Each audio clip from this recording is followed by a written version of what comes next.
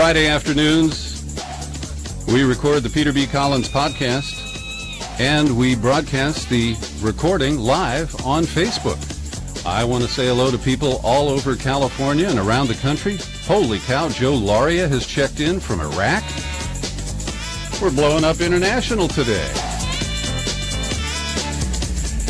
And Pat Harris, who is a progressive attorney who is challenging Dianne Feinstein for her U.S. Senate seat, will join me here in just a couple of minutes. Before he does, though, I want to recap a couple of top news stories today and offer my comments. Trump has been threatening for months now to find a way to exit from the nuclear deal with Iran. And apparently he's never read the deal because it is not a bilateral agreement between the United States and Iran. It is a six-party agreement that was ratified by the United Nations Security Council. So what he has done is, again, to feed his Twitter base, he has made a big gesture, like those flourishes that he does with the executive orders that are often meaningless.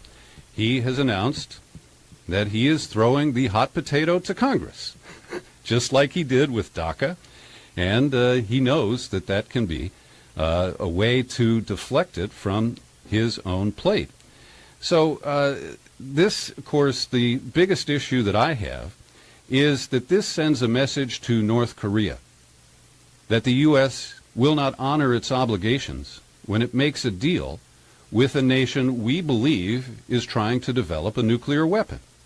And as we look at the global picture, with U.S. military operations active still in Afghanistan, in Iraq, in Syria, and in other places, the idea that we need to open up a new conflict, a new confrontation, is reckless and highly irrational.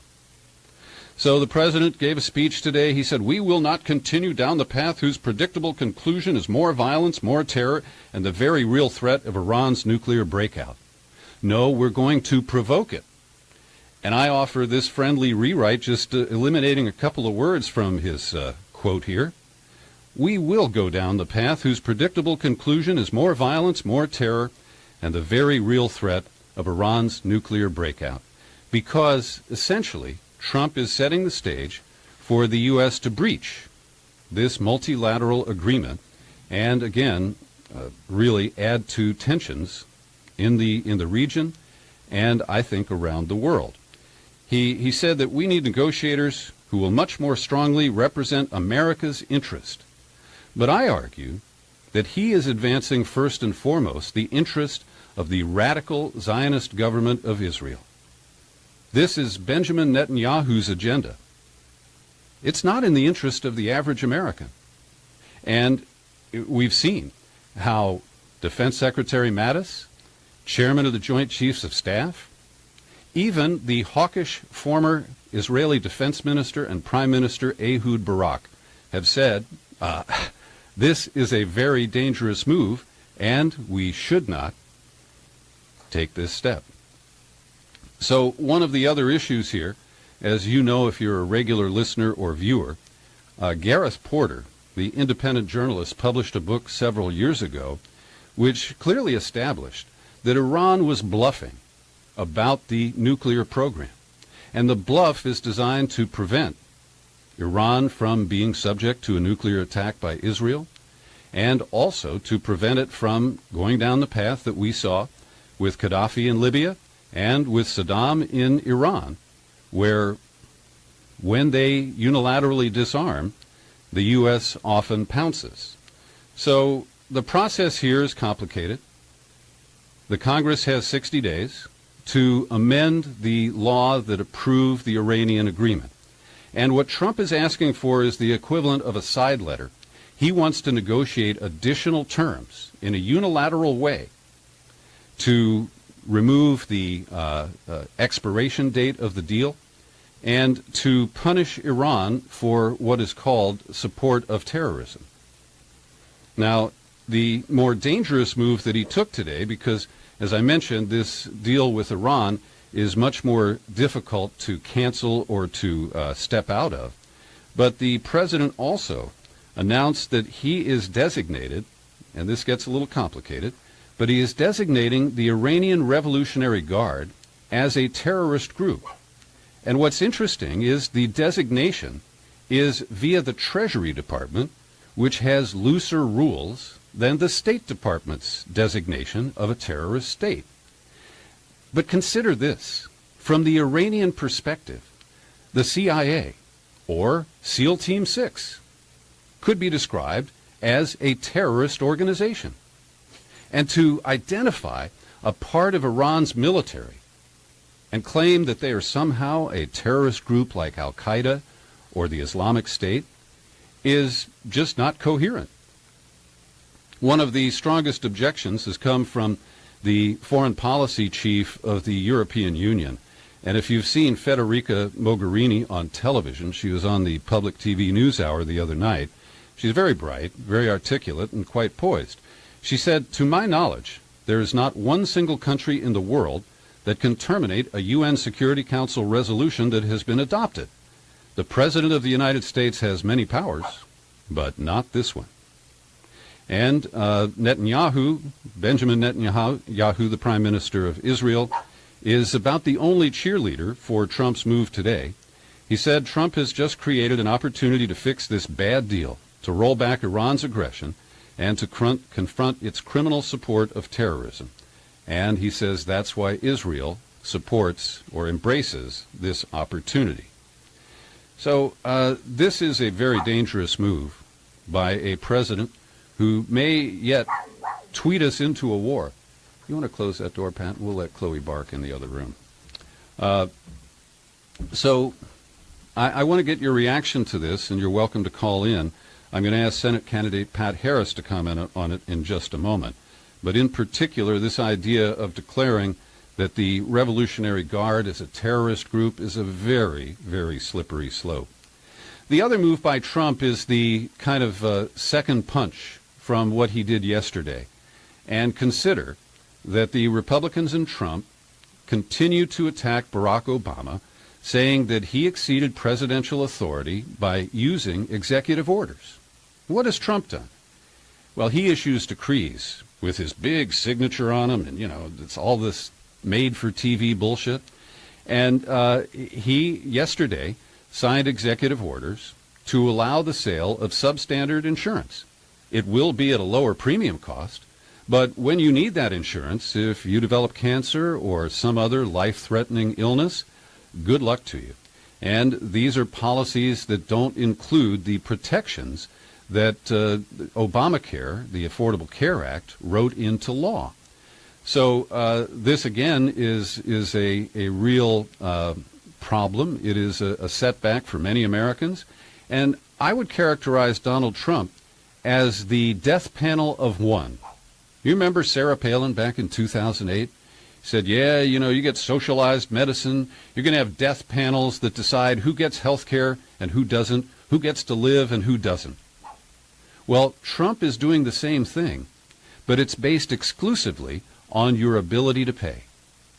So if you've got the bucks, you'll get good care when you get cancer or some other very serious illness. And if you don't, well, I remember Alan Grayson, the fiery congressman from Florida. He ran for the Senate last year and didn't make it.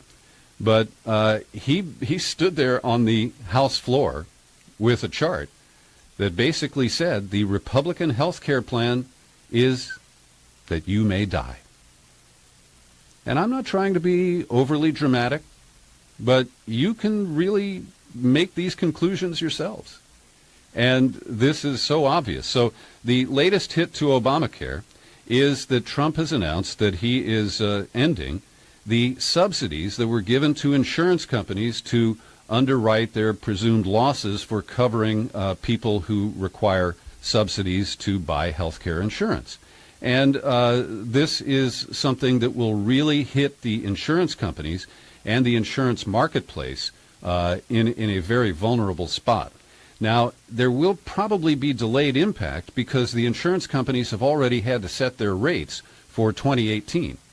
But this is another way to undermine Obamacare in a way that punishes the American people.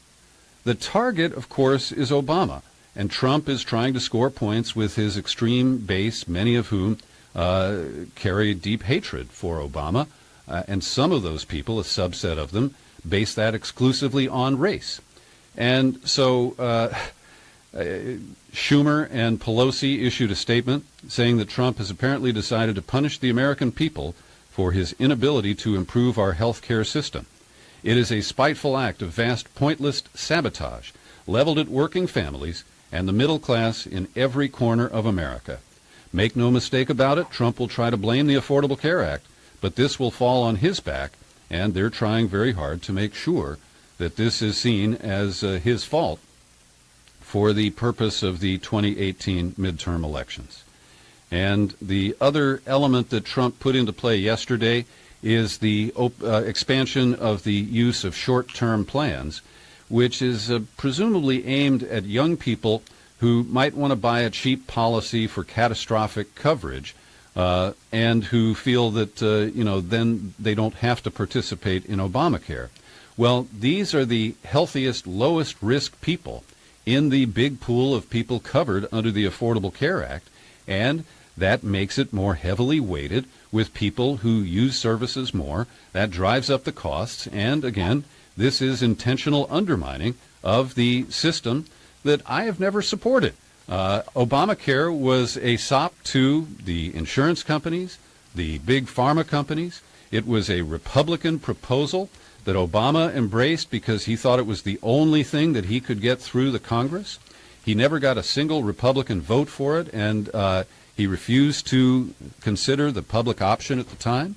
And I've been test driving Obamacare since it was offered, and I have to tell you that my first year with Anthem Blue Cross was a nightmare because not only could I not keep my doctor, but I couldn't get a doctor who would accept the coverage within 50 miles of where I live.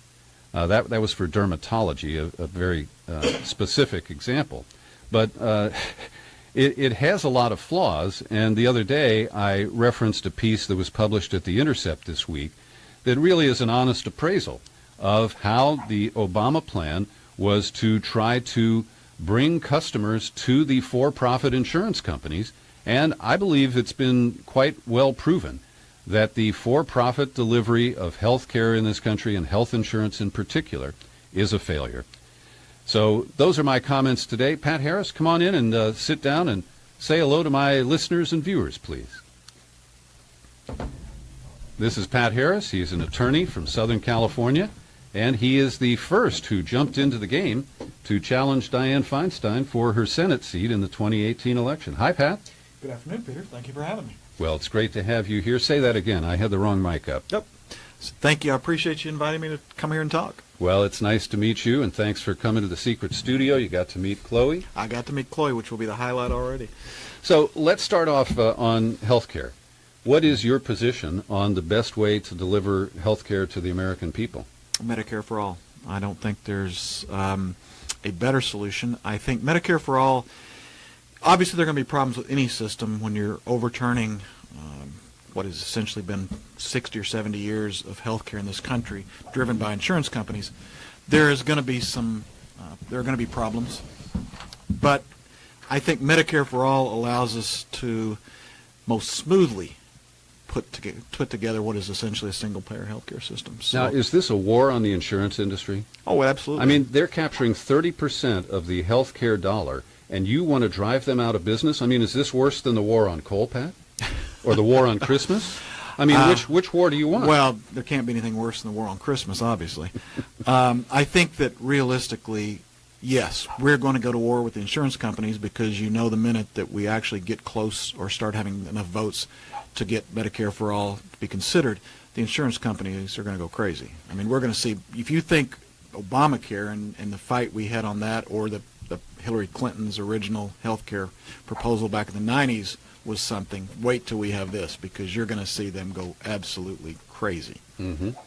Now, I am being facetious, of course, about Sure. these wars and Sure. about protecting the insurance industry. But what about Big Pharma? They're the other major profiteer in the delivery of health care to Americans. Well, Big Pharma, it's interesting because Big Pharma has always been probably, in my opinion, has always been the best marketer in terms of being able to convince congressmen, senators, even as back 30 to 40, 50 years ago, that what they're doing is they're taking all this money in for research purposes. That's why they need to charge so much, is because they're doing research that is going to end up saving lives in the future, because they're going to create new drugs. But of course, what we've learned over the years is when they do the research, if the drug, even if it's a great drug, even if it's something that may cure something, if it's not going to be profitable, they're not bringing it to the market. Mm-hmm. No, we saw that in sharp relief in the effort to develop drugs aimed at HIV. Absolutely. Where the industry said, sorry, the cost of development can't be supported by the small population of people with this fatal disease. It was fatal at the time. And there have been other examples of that as well. A pharmacy company is not going to. I've dealt with Pfizer in a courtroom, for example, and I had a chance to go in depth with their testing and research. And some of the practices you see, and some of the things they're willing to do, including taking experimental medications over to Africa and testing it on basically the poorest of the poor, many of who ended up dying. The practices that they're willing to put forward, I think they've done a great job of covering that up and just presenting it to Congress as, well, we're just trying to do the best so that we can create great drugs for the public. It's a lie. And if Medicare for All was passed, and if we could actually set up the government and fund the government, including things like Center for Disease Control and groups like that, fund them with scientific research, you're going to see a lot more progress made toward actual drugs that will help people.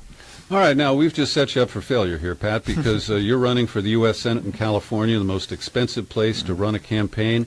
Barbara Boxer spent $20 million to defend her seat the last time, and you're now going to ace yourself out of contributions from health insurance companies and Big Pharma. I'm acing myself out of any kind of corporate contributions. We have a number of issues, obviously, in this country: healthcare, criminal justice reform, the environment, but no matter what issue you're going to talk about, it all comes down to one overriding principle, which is that money is the only driving force for our representatives right now. So any issue you want to talk about, you first have to go to campaign finance reform, because I don't care, some of the best Democrats in this country, some of the ones we admire the most, some of the great progressives, for example, you take Obamacare. There was a provision in Obamacare to help pay for it that would have put a 2.3% tax on medical devices. Well, in a couple of states, medical devices were manufactured. There were liberal senators. So they were given large contributions by these companies, and sure enough, they managed to be the driving force behind knocking that out of the Affordable Care Act. Money is rotting this system, and one of the things that I've pledged that I will do is I will not accept any corporate contribution, because that, to me, is the first step down a very slippery slope to, well, look, I tell you what, I'll compromise on this one thing. The lumber industry gave me $50,000. I'll compromise on this one bill. Well, the next thing you're compromising on the next one and the next one and the next one, because the money keeps rolling in. It's a disease, and it's got to be cured. So how are you going to fund your campaign? You're not Bernie Sanders. You did loan yourself $100,000 so far, but where's that money going to come from, Pat? What I've told people is simply this. I've tried to be very honest about it. I am self-funding to a certain degree. I've put a couple $100,000 into my campaign at this point to sort of seed it, get it moving, build up a staff, be able to more or less at least get things rolling. I do have to, however, depend upon individual contributions.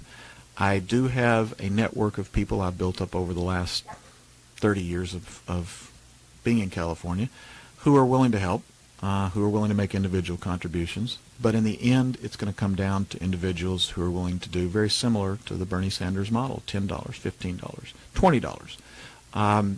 I do believe there are a number of people out there who are willing to do that. We have had some success with that. Just recently, in the last couple of weeks, we've started seeing our $10, $15 contributions increase. I won't go into the whole thing, Peter, but in the short version of it is, I don't think we have to raise the kind of money that they've had to in the past, because social media provides you a cheaper form of advertising than what we're used to having to do, which is... Well, when you get the Russian bump... Well, that helps too. I'm actively seeking the Russian vote, or the Russian help. But I do think that you make can. a good point there. Television advertising has been the most expensive way to reach voters, and TV is declining in its impact. The audiences are shrinking, the rates are going up, and so it's not very efficient to use television. I think there are many people who still rely on it as their primary source, but particularly for the type of voter that you're aiming at, the progressive, probably younger, yes, social media is a very effective tool. It amazes me that I go around and I talk to different millennials in the groups, and you discover if you talk to them about a television program, they don't know the television program. They talk about what's on the computer. They talk about podcasts like yours. They talk about those kind of different things, and it just is.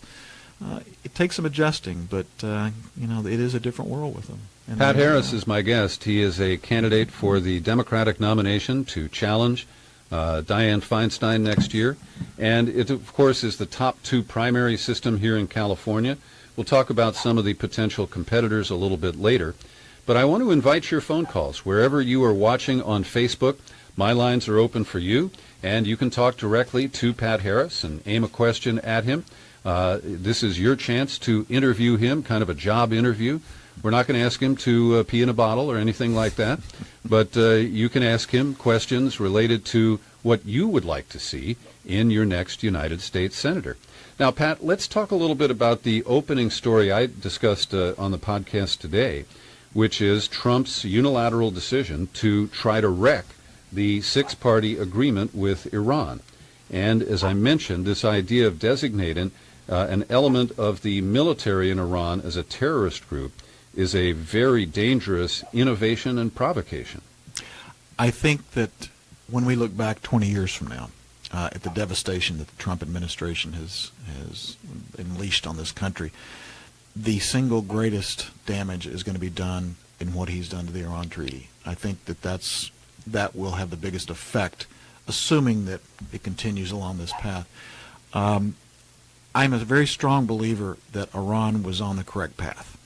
I think with the treaty, what you saw was the moderates in Iran coming to the forefront, exercising power.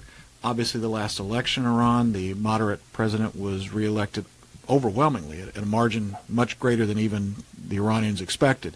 You saw them moving in the direction that we all wanted, a direction that looked like it would not only be advantageous for Iran, but be advantageous for Israel, be advantageous for the rest of the world, and a chance for Iran to come back. I'm not saying it would have been in the next 2 or 3 years, but 10 years, 15 years down the road, they could come back into the world economy and come back into the world community. And what you would see is a stabilizing force, hopefully, in the Middle East. This was our best chance, in my mind. And I think it was a signature accomplishment of the Obama administration. And I think what you're seeing now is the moderates in Iran, and it's already happened as of yesterday, the moderates in Iran are starting to have to shrink and hide almost and apologize because they supported this treaty. They went out very strongly. They put their reputation on the line and said, we have to trust the United States. We have to believe that they'll keep that they'll keep to the terms of the treaty. And they sold the people on that. And the hardliners are now coming back going, well, see, we told you all along. This is what we told you was going to happen. So I think it's going to be extraordinarily devastating over the next few years. Do you think that there are any moderate elements in the Republican Senate, the Republican caucus in the Senate, who will put the brakes on this deal? We're seeing little Bob Corker, despite his fight with Trump, step up to try to do the president's bidding. I don't think so. I would hope so, but I don't know if you recall when the Iran treaty was actually first sort of being designed and put together by the Obama administration. Senator from Arkansas, Tom Cotton, put together that letter of sending it to essentially directly to Iran, and which under most circumstances would have been treason, but he had overwhelming Republican support for that. A number of signatures and overwhelming support, so I don't hold out much hope that the Republicans in the Senate are going to put the kibosh on it. Now, you're from Arkansas originally. I What do am. you think of Tom Cotton? He seems like a really dangerous, bloodthirsty guy. I think that's a very accurate description. The friends and relatives I have there, he's extraordinarily ambitious.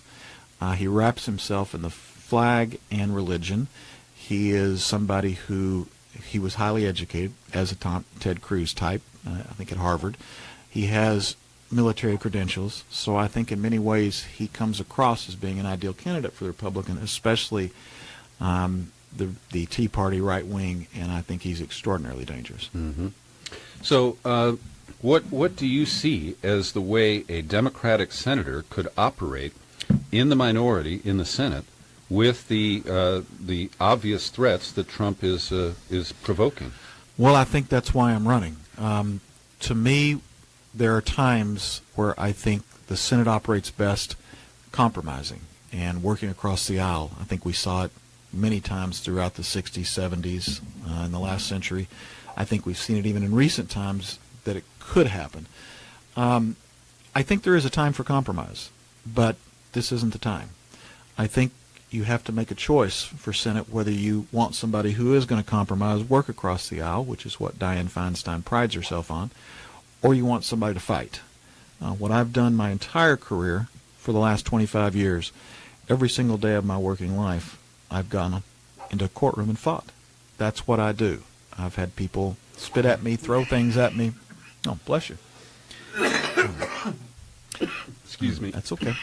I've had people spit on me, throw things at me, curse me, but I come back just as strong because I'm a fighter. That's who I am.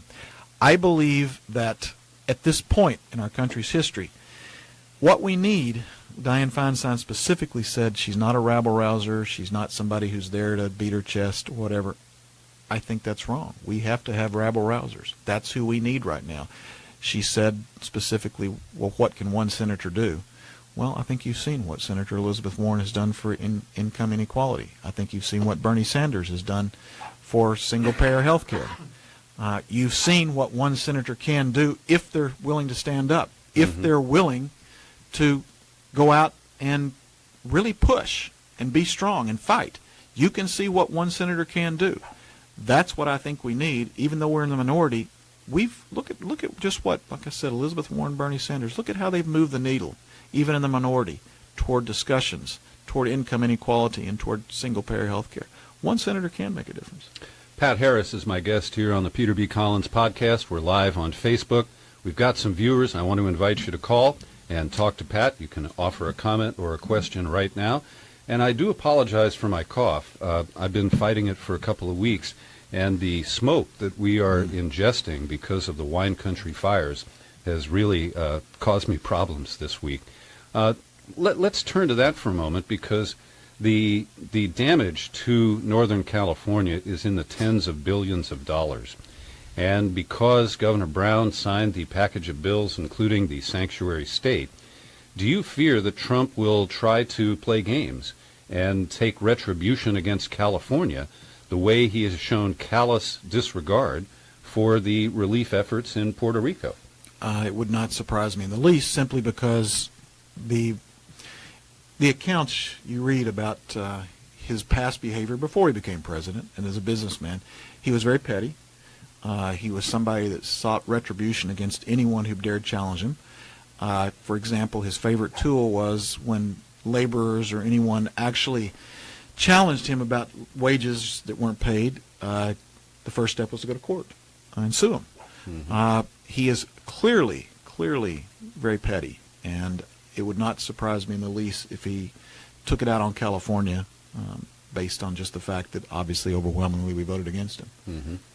And what is your comment on his tweets about Puerto Rico this week? You wonder at some point. I think I often use the great example of Joseph Welch, the Army counsel during the McCarthy hearings, who at some point during the televised hearings looked at Senator McCarthy and said, "Sir, have you no sense of decency?" At some point, you start wondering if, as a country, we're going to start looking at this administration and say, do you have any sense of human decency? I think that above all, when you look at the Trump administration, you can break down individual policies. You talked about, for example, the cutting back on Obamacare. But overall, do you not have just some basic sense of human decency? When I look at what he's done in Puerto Rico, I mean, the answer seems to be none. Yeah. Now, Pat, you are an upstart. You were the first to file papers to challenge Feinstein even before she announced that she would run for a sixth term. She's 84 years old now, and I'm not being ageist, but I can tell you that when Bob Dole was running for president in '96, my mom was about the same age. And we were at a gathering, and we started to talk politics, and she said, look, all I can tell you is that I'm too old. And my mom was active and vibrant and didn't have any serious illnesses. But Eli Broad, the big philanthropist in Los Angeles, has just decided that at age 84, he's had enough, and he is stepping out of public life. He has announced his complete retirement. And it happened on the same day that Di-Fi said she's going to take on another term. So it is an issue, but it's not one that you can politically correctly use in a campaign. But you're going to be breaking some eggs and upsetting the Democratic Party establishment, because they're going to rally behind Kevin De Leon, the state Senate leader, Tom Steyer, the billionaire activist on environmental and climate change issues, is going to probably enter the race and spend heavily. And so you're going to run an outsider campaign. Is that a correct characterization? I think that's a perfect characterization. I hope I break some eggs. I watched in disbelief that Senator Feinstein announced on Monday morning she was going to run for re-election, and Tuesday night her first campaign appearance was at a billionaire's home in Beverly Hills, with the optics being they were standing around the pool sipping champagne while she talked. We are looking for answers as to why the Democratic Party has lost the working man. We are looking for, we keep wanting to analyze why Donald Trump is our president.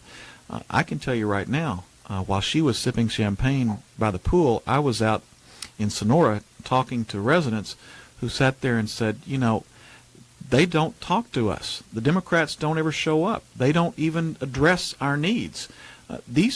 What the Democrats need to do is take a step back and understand, you may be able to go to Beverly Hills and run and raise money, but you're not going to get elected unless you go to the hills of Shasta County and start talking to the people, because these people have a totally different view than what the establishment Democrats do. Not even just Democrats, Republicans, Independents. If you want to know why Donald Trump was elected, go spend. I was in Weaverville the other night. Go spend 2 hours in Weaverville, and you'll figure out pretty quickly why Donald Trump was elected. I just am astonished at the lack of the tin ear the Democratic Party establishment has. And she was gathered around with a lot of other Democrat officials, and they were patting themselves in the back for being progressives and what they've accomplished. They are. Well, I will say this. I was criticized. Somebody said, you're a progressive and progressives can't win. But let me tell you this. I take a look at the political landscape. We have a Republican president.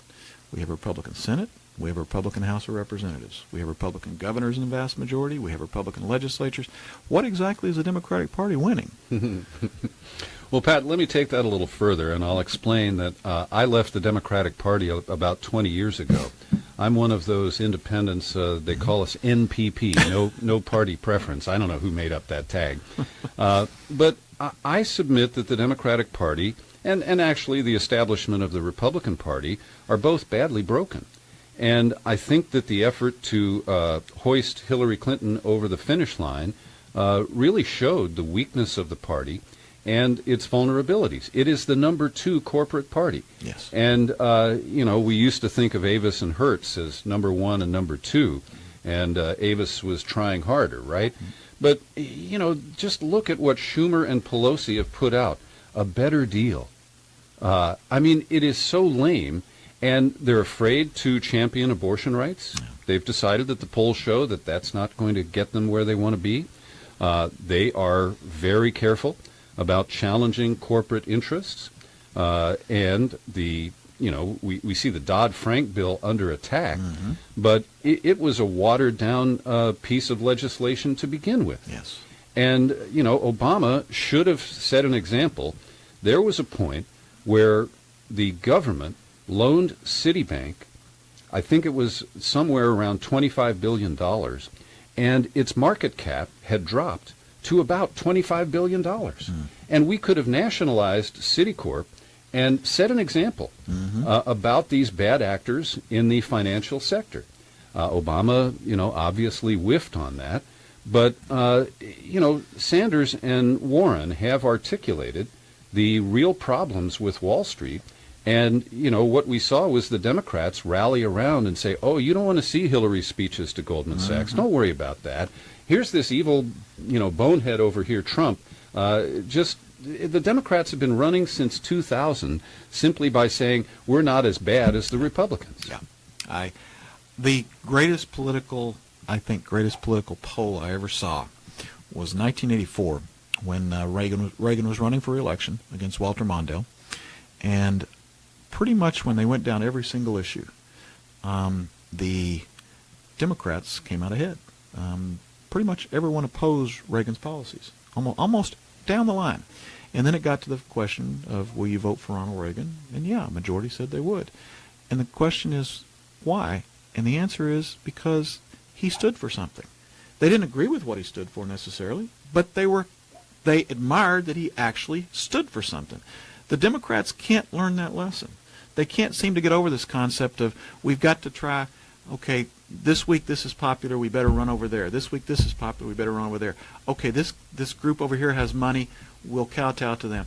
Just set up a plan, set up a platform that actually does appeal to the working man, that goes back to our roots, and stick to it, and quit running around trying to appeal to every corporate donor and everybody that tries to change the issues. And just stick to it. Show some conviction, and I'm telling you, people respect that. Even if they don't agree with you on an issue, they respect that, and that's what we've got to start doing. Well, and also, it takes the independent voters to win a race, whether it's the presidency or the U.S. Senate in California.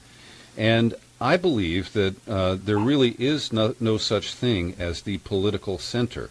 There are people who are centrist on certain issues, but we all, have a range of views on various topics, and we, as you point out, we respond to people who we can respect as leaders instead of somebody who is pandering to us with tidbits and candy bars, and saying, this is what I'm offering you.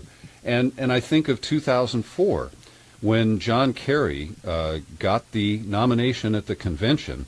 The clear message was to progressives was to sit down and shut up, because you're going to ruin it, as he tries to pander to the middle. Yeah. And I just think that that's fundamentally flawed.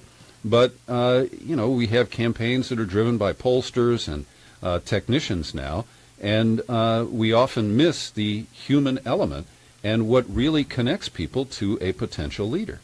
And I think that's exactly right. I think that one of the things I first said when I announced my intentions, I'll never take a poll. I'll never hire a pollster. I'll never take a poll. I don't need somebody to tell me what I believe. If I have an issue that the public doesn't support, it's my job to make them support it. It's my job to convince them. If I can't convince them, then they need to vote against me. It's that simple. That's democracy. You take a stand. You say, here's what I believe. I either convince you that I'm right, or you vote for my opponent. And we've just take it easy on the formica there. It picks up on the mic. Sorry.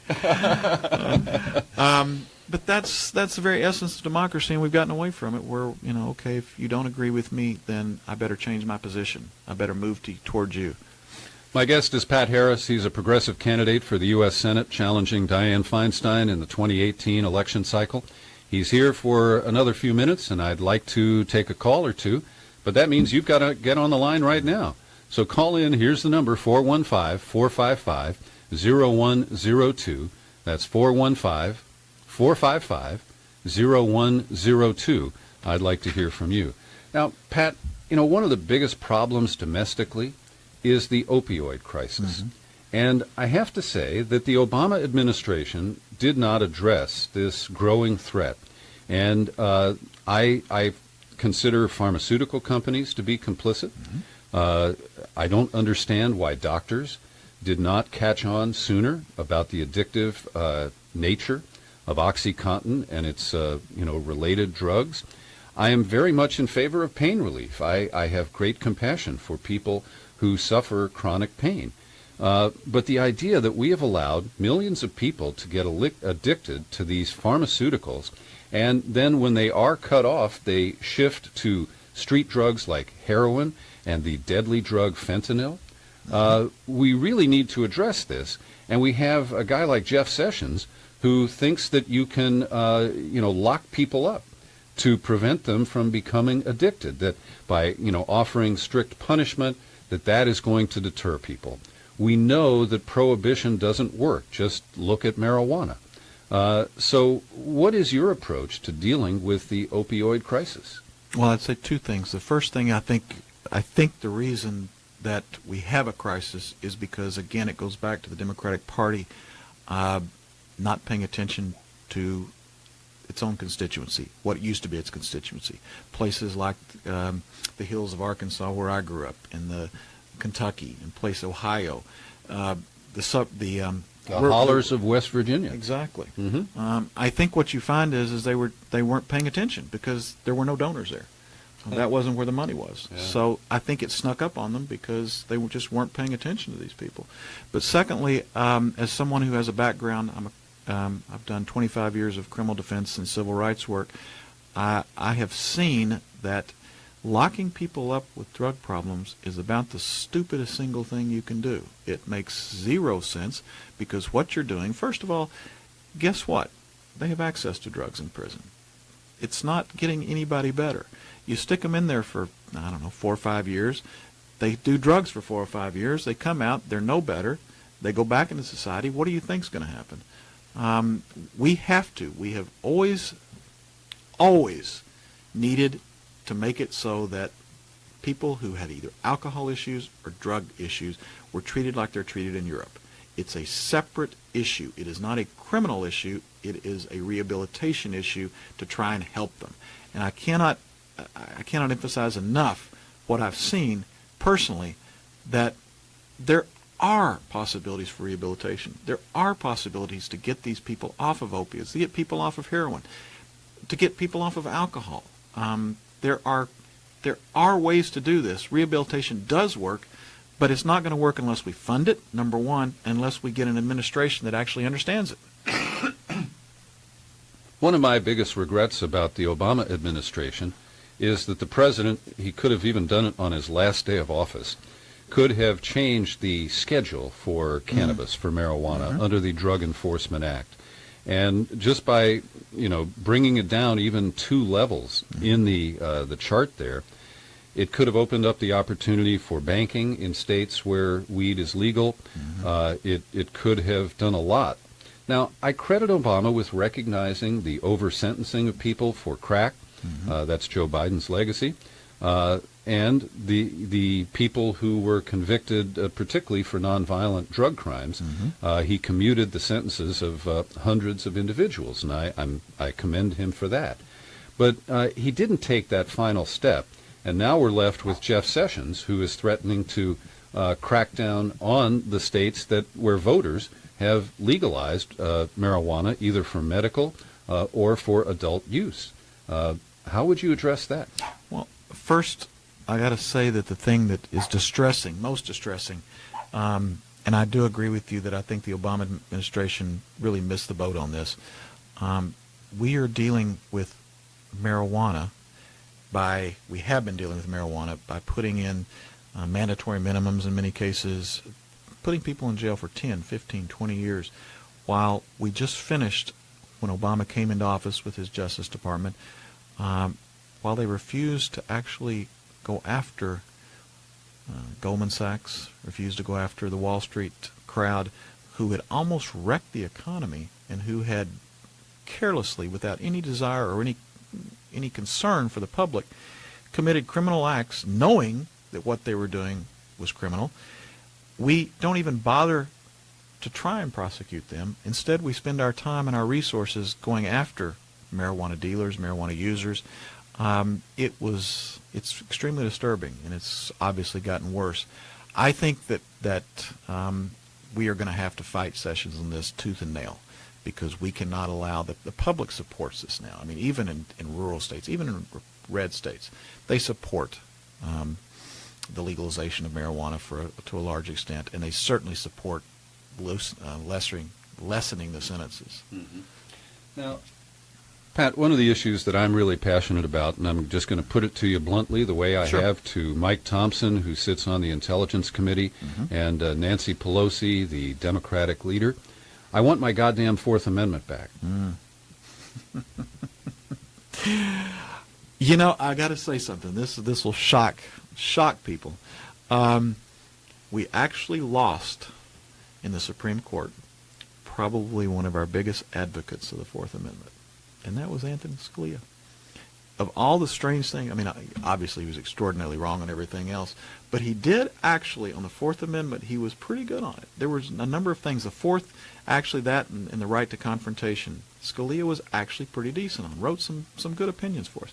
So now actually losing him and having Gorsuch in, we have now gone even further backward in terms of what's going to happen with the Fourth Amendment, and you are going to see some really scary, well, you're already starting to see some things where I think, for example, the other day they're now saying that one of the things the Supreme Court held in the recent, their past term, was that if the police come to a door now and they, I forgot the exact language of it, but they suspect that because of the noise going on in the home, they can now anticipate that there's danger and they can break in. Well, that's a ridiculous concept. Look at the Fourth Amendment. Because of noise in a home, you can now just break into it. It's going to get worse now. It's actually going to get a lot worse. Pat, one of the other issues, I consider the FBI to be a rogue agency. And we just appointed a new director. There was not a single question that he faced in his confirmation hearings about the frame-ups of so-called domestic terrorism suspects. Mm-hmm. I just did a story yesterday, interviewed the journalist Trevor Aronson from The Intercept, and he has just exposed a story from Florida where a courageous 37-year-old man who was targeted by first ICE, then Homeland Security, then he learned that the FBI was actually driving the case, and they were trying to flip him to become an FBI informant. There are now 15,000 paid FBI informants on the streets of the United States, most of them targeting Muslim Americans. And this man fought back. He installed surveillance cameras in his home. He found GPS tracking devices on his car and his girlfriend's car. He took them off and he gave them to his local police department and said, I don't know who's spying on me, but would you track this down? Well, it turned out that it was the FBI. And they ran what is a borderline extortion case, where they threatened him, claiming that he had broken the law selling BMW car parts on eBay. All right, this is what our anti-terrorism cops are doing. They get a guy, and they claim that, you know, he's broken a minor law, and I can't evaluate that. Maybe it's true. But they use it as a pretext to try to coerce him to become a paid informant. And he has refused. He is now facing federal indictments for tax evasion, wire fraud, and a couple of other counts that are all related to this claim that he was selling either illegal or unauthorized car parts on eBay. That's what our FBI is doing. And I just find this outrageous. And Trevor Aronson has covered these issues for more than 6 years now. He identifies a total of 800 prosecutions of individuals under some form of domestic terrorism charge, and he said you can count on two hands the number of cases that are untainted by an FBI informant, or in the most extreme cases, the FBI informant not only suggests the criminal activity, but provides the means for that alleged or planned crime to be carried out. Then they bust the guy with cameras rolling, like To Catch a Predator, and it becomes reality TV. Yes. But the reality is that the FBI is breaking the law on a daily basis. Well, I think, you hit the nail on the head with talking about the informants, because the first thing you learn is that about the FBI is that the vast majority of charges that the FBI brings, in any case, there is an informant involved. That's the way they solve cases, is through informants. Now, how do you get an informant to inform? You coerce them, as you said. You tell them that, look, here's the story. You're looking at 10 years in a federal prison. Or you can help us go out in the community and just talk to your neighbors. Give us information. Well, unfortunately, 90%, 95%, whatever it is, of Americans are probably going to do that because they don't want to go to prison. But then what happens, and this is what gets really dangerous, the more they use an informant, the more the informant feels they must provide more information. They've got to start, if the informant feels like they're not giving them what they need and they feel like there's more pressure on them, then it starts creating. The way to do that is create stories. Make up stuff about people.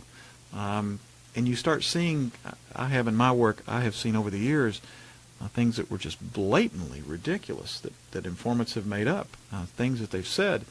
I had one informant recently in a case talk about that he had seen the people keeping this laundered money in a dishwasher.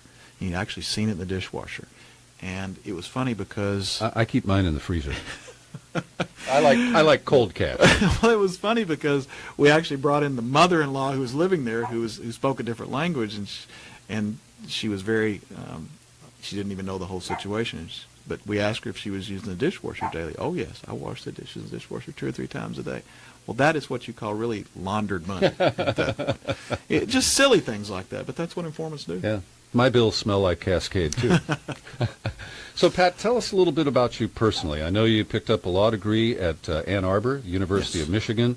You worked with Mark Garagos, the well-known criminal defense lawyer in Los Angeles. And by the way, just a side comment, I think Scott Peterson was guilty, but I don't think that the government proved the case. I think Garagos actually won that one. Please tell him that for me. I will. And you've had your own law office for a number of years now. Tell us a little bit about your practice and any elements that inform your run for the Senate.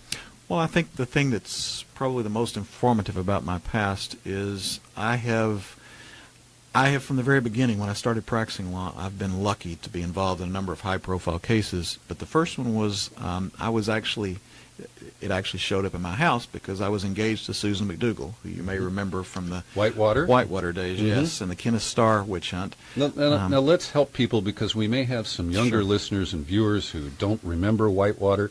This was a claim that Bill and Hillary Clinton had invested in this scam, and that the McDougals, and they separated at the time that you came to California with Susan. That would have been in the early 90s.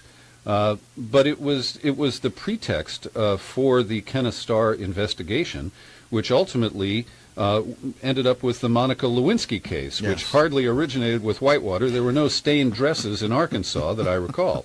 That's correct. So how do you view Bob Mueller and this current investigation into the alleged meddling by Russia in the 2016 election? That's a great question, and I have to say that having had the experience of spending 6 years of my life fighting an independent counsel with an unlimited budget, even my distaste for Trump, I do feel like we have to be careful. Independent counsels have enormous power. They have the ability to have unlimited budgets. I experienced it. In essence, they broke us financially. We ended up winning in the end, but it took 6 years to do it. And I have respect for Mueller. I hear from people who know him, and I have several friends who are familiar with him, that he is a man of honor, and I would hope so. But I'm always scared when you put that much power in one man's hands, period. I don't share your view of Mueller, and it's not, a personal thing, but the way he ran the FBI and used the elements of the Patriot Act to assemble this army of paid informants. And I know of whistleblowers at the FBI who faced huge retaliation when they tried to do the right thing, and Mueller was ruthless in that respect. So when I see Democrats, embrace him as this hero who's going to rescue us from Trump, I don't know about that. He's a made man in the establishment. Well, I would hope, and again, I don't know him well, and I don't know even his background that well, but I am always nervous with any man. I don't care how honorable they are or dishonorable they are. When you put that much power in a man's hands and give him an unlimited budget, I think that's a little scary. Mm-hmm. So, Pat, we're going to wrap up here. I'm sorry nobody called today. We're on Facebook, and a lot of people will see this video over the next couple of weeks. But talk about anything that you really feel passionately about that is center to your campaign that I didn't bring up. Well, we talked a little bit about it, but I think the thing that I am most focused on at this point is we have to get the Democratic Party back to... Paul Wellstone always had a great quote, who's one of my heroes politically. He always said, I represent the Democratic wing of the Democratic Party. I think that's what we have to do. That's what I'm driving for. I have a lot of young people, millennials, say they've given up on the Democratic Party. We need to become a third party or socialist or whatever. And I tell them, look, you haven't had the chance to see the Democratic Party as I did and what used to be we were able to do in the 50s and 60s and 70s and some of the Great Society programs.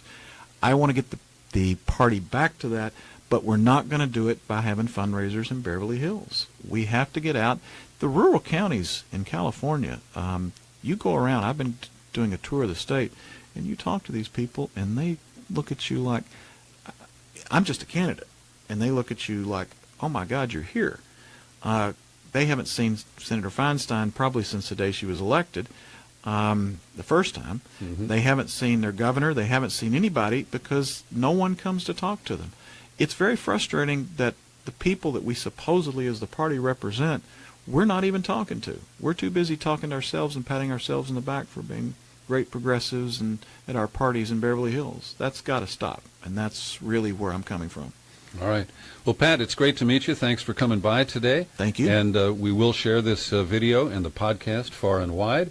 Your website, which we've been holding up on the high-tech slate here, is electpatharris.com.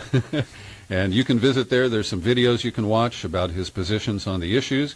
And if you want to get involved in the campaign, I'll bet there's a way you can volunteer. What are you looking for in terms of public support?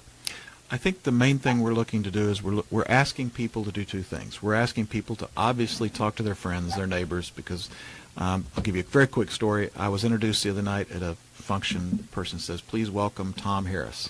And then he quickly said, I'm sorry, that's Paul Harris. I said, well, you're 0 for 2, but it's Pat Harris, so obviously my name recognition isn't through the roof at this point. Well, and we already do have a Senator Harris. That's true. A little messy, too. Well, somebody actually said, I was speaking, I said the other night in Weaverville, and somebody said, do you realize you're going to get 4 or 5% just because people will confuse you with Kamala Harris? Yes. But the second thing we do ask is we are trying to raise money through $5 and $10, $15 donations. Mm-hmm. So that's how we're trying to fund this. So. All right. Pat Harris, my guest today here on the Peter B. Collins podcast. I welcome your feedback as usual. You can email Peter at peterbcollins.com. Happy trails to you until we meet again.